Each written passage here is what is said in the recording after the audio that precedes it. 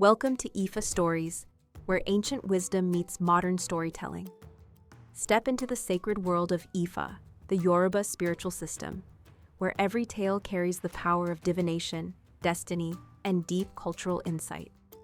Join us as we unravel the mysteries of the Orishas, the divine forces guiding our paths, Orunmila, the Iron Moles, and many more. Each story is a bridge between the past and the present, weaving timeless lessons that inspire, enlighten, and transform. Embrace the wisdom, honor the tradition, and journey with us into the heart of Ifa. Subscribe now and let the stories guide you. To explore full Yoruba stories, Ifa teachings, and ancestral wisdom, visit our website, www.ifastories.com. Step into the sacred path for more resources and information.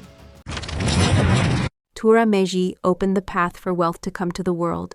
It is significant to emphasize that it was Esu who caused the illness of Olókun's daughter and the wife of Allah. He was also responsible for hiding all the valuable turtles in the sky and the earth. He devised the subterfuge that created a favorable atmosphere in order to assist Òtúrá Méjì. When the celestial police returned to heaven, they informed Olódùmarè of how costly it had become to purchase even a single turtle on earth. Olódùmarè thought that this was likely due to the prevailing poverty on earth and the fact that people had become so unjust. So, Olódùmarè ordered the celestial treasurer to open the gates of the treasury so that money would descend toward earth. Then, a constellation of wealth departed toward the world.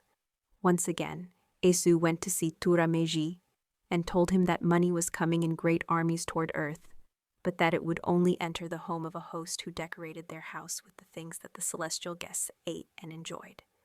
Esu advised Òtúrá Méjì to spread a white cloth in front of his house and to have plenty of pounded yam, ewo in Yoruba and obobo in Bini, to scatter it around the area.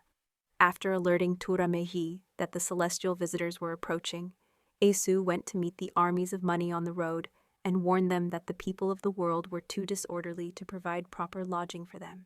He told them that there was only one man named Òtúrá Méjì who was capable of giving them worthy hospitality.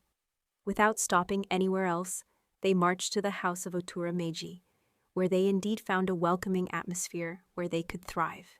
Thus, Òtúrá Méjì became the richest person in the known world at that time.